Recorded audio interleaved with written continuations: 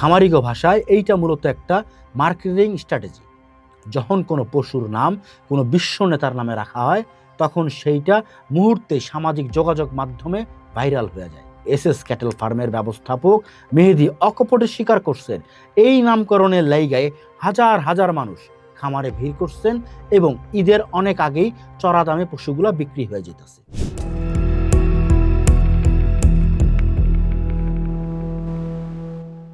নারায়ণগঞ্জের বন্দরের SS cattle farm, চারিদিকে সাজ রব, উৎসুক জনতার ভিড় ঠেলা ভিতরে ঢুকতেই কানে আইল এক অদ্ভুত হাকডাক। নেতানিয়াহু 6 লাখে বিক্রি হয়ে গেছে। ডোনাল্ড ট্রাম্পের ওজন 700 কেজি।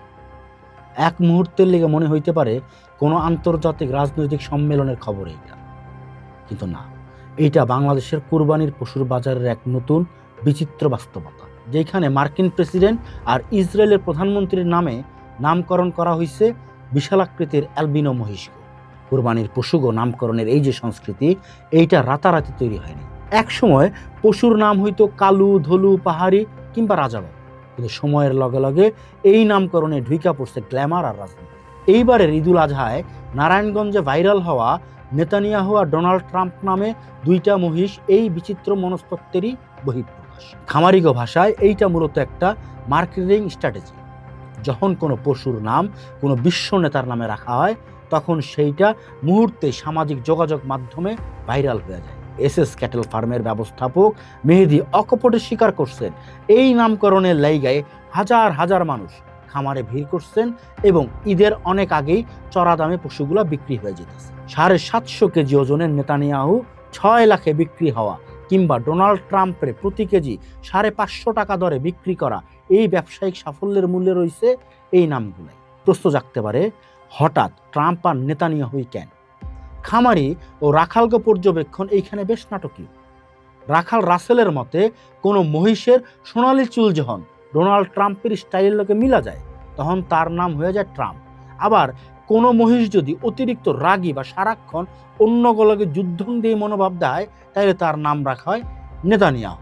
এইখানে কাজ করে এক ধরনের পলিটিক্যাল স্যাটায়ার বা রাজনৈতিক বিদ্রুপ। সাধারণ মানুষ তাগো অবচেতন মনে বিশ্ব রাজনীতির প্রতি যে ঘৃণা বা কৌতুক পোষণ করে তার প্রতিফলন হইল এই নামকরণ। যারে বাস্তবে ছোঁয়া অসম্ভব তারে নিজের খামারে বাইন্ধা রাখা কিংবা শেষ পর্যন্ত কোরবানির হাটে তোলা একটা মনস্তাত্ত্বিক বিজয় বা সেন্স অফ কন্ট্রোল দেয় মালিকরে।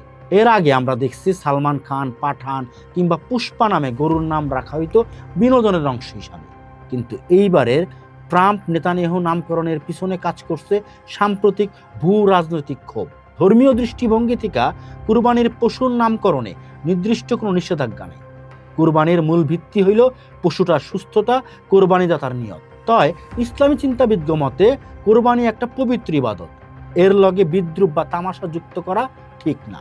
কোনো বিতর্কিত ব্যক্তি বা অমুসলিম নেতার নামে নামকরণ কইরা তারা জবাই করার মাধ্যমে রাজনৈতিক ক্ষোভ মেটানো কোরআনের আধ্যাত্মিক গাম্ভীর্যরে ক্ষুণ্ণ করতে পারে। কোনো বিতর্কিত ব্যক্তি বা অমুসলিম নেতার নামে নামকরণ কইরা তারা জবাই করার মাধ্যমে রাজনৈতিক ক্ষোভ মেটানো কোরআনের আধ্যাত্মিক গাম্ভীর্যরে ক্ষুণ্ণ করতে পারে। নামকরণের এই চটকদার সংস্কৃতি মূলত ধর্মীয় গাম্ভীর্যের চাইতে লৌকিকতা বা ব্যবসায়ী স্বার্থরে বড় করে তুলে ধরছে। 6 লাখ টাকায় নেতানিয়াহু বিক্রি হওয়ার খবরটা কেবল একটা বাণিজ্যিক সংবাদ না, এইটা আমাগো বর্তমান সময়ের পরিবর্তিত মনস্তত্ত্বের একটা আয়না, যেখানে পবিত্র ইবাদতের পশু হয়ে উঠতেছে ভাইরাল হওয়ার মাধ্যমে।